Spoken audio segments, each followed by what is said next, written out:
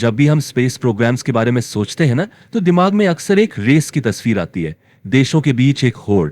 लेकिन भारत का space programme ISRO हमेशा से ही एक अलग रास्ते पर चला है।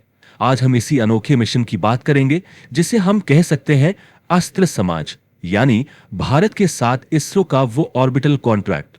ये शब्द हैं इसरो के संस्थापक डॉक्टर विक्रम साराभाई के, और ये सिर्फ एक बयान नहीं है, ये इसरो की नींव का पत्थर है। सोचिए जरा, उस दौर में जब दुनिया के बड़े बड़े देश स्पेस को अपनी ताकत दिखाने का अखाड़ा बना रहे थे, तब भारत ने एक बिल्कुल अलग रास्ता चुना। पहले दिन से ही यह विजन एकदम साफ था कि भारत की स्पेस टेक्नोलॉजी का असली मकसद सितारों तक पहुंचना नहीं, बल्कि जमीन पर आम इंसान की असल समस्याओं को सुलझाना है। तो चलिए इस सोच को और गहराई से समझते हैं। इस फिलॉसफी को एक औपचारिक नाम भी दिया गया है, साइंटिफिक सोशल रिस्पॉन्सिबिलिटी या एसएसआर, और यही वो मार्गदर्शक शक्ति है जो इसरो के हर काम के पीछे है। अब सवाल ये उठता है कि ये एसएसआर आखिर है क्या। देखिए, इसे समझने का सबसे आसान तरीका है कॉर्पोरेट सोशल रिस्पॉन्सिबिलिटी, मतलब सीएसआर से इसकी तुलना करना। जैसे कंपनियों की समाज के प्रति एक जिम्मेदारी होती है, ठीक वैसी ही एसएसआर वैज्ञानिकों और वैज्ञानिक संस्थानों का समाज के साथ एक नैतिक अनुबंध है। ये एक वादा है कि विज्ञान को लैब से निकालकर लोगों की जिंदगी तक लाया जाएगा, कि जो भी ज्ञान और टेक्नोलॉजी है वो सिर्फ रिसर्च तक सीमित नहीं रहेगी, बल्कि आम नागरिकों की भलाई के लिए इस्तेमाल होगी। एसएसआर के 3 मुख्य सिद्धांत हैं। पहला, डेमोक्रेटाइज नॉलेज, यानी ज्ञान को कुछ लोगों तक सीमित न रखकर सब तक पहुंचाना। दूसरा, सॉल्व ग्रासरूट्स प्रॉब्लम्स, मतलब जमीनी समस्याओं का समाधान करना, जैसे गरीबी, स्वास्थ्य और शिक्षा से जुड़ी मुश्किलें। और तीसरा, कल्टिवेट साइंटिफिक टेम्पर, यानी समाज में एक वैज्ञानिक सोच को बढ़ावा देना।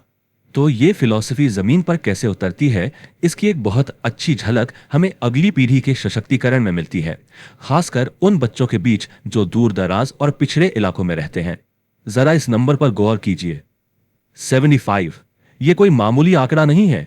इसरो ने देश के 19 राज्यों के आदिवासी आवासीय स्कूलों में 75 स्पेस लैब स्थापित की हैं। यह दिखाता है कि शिक्षा को हर कोने तक पहुंचाने के लिए कितने ठोस कदम उठाए जा रहे हैं। और इन लैब्स के अंदर क्या है? टेलीस्कोप, सैटेलाइट किट्स, रोबोटिक्स और विज्ञान से जुड़े कई आधुनिक उपकरण। ये लैब्स उन आदिवासी छात्रों तक हाई एंड टेक्नोलॉजी पहुंचा रही हैं, जिनकी पहुंच इन संसाधनों तक शायद सबसे कम रही है। क्या पता भारत का अगला बड़ा साइंटिस्ट इन्हीं में से किसी लैब से निकले। इसके अलावा एक और बहुत ही शानदार पहल है युविका प्रोग्राम। ये क्लास 9 के छात्रों के लिए 2 हफ्तों का एक रेजिडेंशियल कैंप है, जहां उन्हें इसरो के सेंटर्स में जाने का मौका मिलता है। वो बड़े वैज्ञानिकों से मिलते हैं और स्पेस इंजीनियरिंग को किताबों से निकलकर हकीकत में काम करते हुए देखते हैं। चलिए अब क्लासरूम से निकलकर खेतों और समुद्र की ओर चलते हैं। देखते हैं कि आसमान में मौजूद इसरो की ये आंखें, मतलब सैटेलाइट्स, किसानों और मछुआरों की जिंदगी पर सीधा असर कैसे डालती हैं। सोचिए, सैटेलाइट डेटा से पहले एक मछुआरे को मछली खोजने में घंटों लग जाते थे। बहुत सारा ईंधन और समय दोनों बर्बाद होता था। अब सैटेलाइट डेटा उन्हें सीधे उन जगहों पर ले जाता है जहां मछलियां मिलने की संभावना सबसे ज्यादा है। इससे न सिर्फ उनका पैसा और समय बचता है, बल्कि उनकी आमदनी भी बढ़ती है। और तो और मौसम की चेतावनी से उनकी जान भी सुरक्षित रहती है। एक और सवाल सोचिए, एक सैटेलाइट उस किसान की मदद कैसे कर सकता है जिसकी फसल बाढ़ या सूखे से बर्बाद हो गई हो। सुनने में शायद ये थोड़ा अजीब लगे, लेकिन इसका जवाब बहुत सीधा और असरदार है। देखिए, ये पूरी प्रक्रिया 3 आसान स्टेप्स में काम करती है। पहला स्टेप, सैटेलाइट से ली गई तस्वीरें फसल के नुकसान का एक ठोस ऑब्जेक्टिव सबूत देती हैं। दूसरा स्टेप, इस सबूत के आधार पर इंश्योरेंस कंपनियां दावों को बहुत तेजी से प्रोसेस कर पाती हैं। और तीसरा और सबसे अहम नतीजा, जरूरतमंद किसान तक आर्थिक मदद बहुत बहुत जल्दी पहुंच जाती है। फसल जैसी परियोजनाएं इसी काम को संभव बना रही हैं। लेकिन इसरो का असर सिर्फ खेती किसानी तक ही नहीं रुका है। इसका दायरा स्वास्थ्य, शिक्षा और यहां तक कि अंतर्राष्ट्रीय सीमाओं के पार तक फैला हुआ है। उस दूर दराज के गांव की कल्पना कीजिए जहां कोई स्पेशलिस्ट डॉक्टर नहीं पहुंच सकता। वहां इसरो के जीएसैट सैटेलाइट्स टेलीमेडिसिन के जरिए ग्रामीण अस्पतालों को शहरों के बड़े विशेषज्ञों से जोड़ते हैं। बिल्कुल इसी तरह पीएम ई विद्या जैसी योजनाओं के माध्यम से सैटेलाइट्स करोड़ों घरों तक अच्छी क्वालिटी वाली शिक्षा पहुंचाने में मदद कर रहे हैं। अब एक और दिलचस्प सवाल मन में आता है, ये जो अरबों डॉलर खर्च करके बड़े बड़े स्पेस मिशन होते हैं, उनके डेटा का क्या होता है? क्या उसे कहीं तिजोरी में बंद करके रखा जाता है? इसका जवाब शायद आपको हैरान कर दे।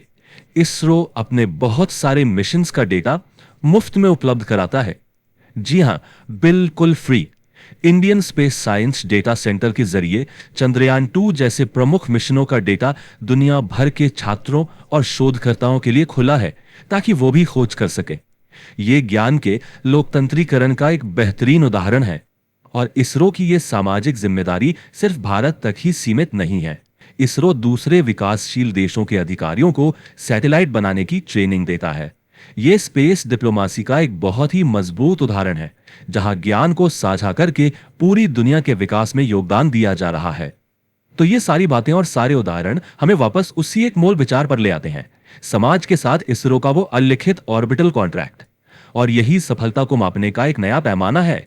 अक्सर किसी भी स्पेस एजेंसी की सफलता उसके रॉकेट की ऊंचाई से मापी जाती है, पर इसरो की सफलता जमीन पर उसके असर की गहराई से भी मापी जाती है। और यही सबसे जरूरी बात है। चाहे वो एक किसान हो जिसे बीमा का पैसा जल्दी मिले, या एक आदिवासी छात्र जो टेलीस्कोप से आसमान को देख रहा हो, इसरो का मिशन ये पक्का करता है कि स्पेस टेक्नोलॉजी का फायदा सिर्फ आसमान में नहीं, बल्कि धरती पर महसूस किया जाए। तो आखिर में बस एक विचार के साथ आपको छोड़ जाते हैं। क्या हो अगर सितारों तक पहुंचने का असली मकसद धरती पर जीवन को बेहतर बनाना हो? इसरो की कहानी शायद इसी सवाल का जवाब है।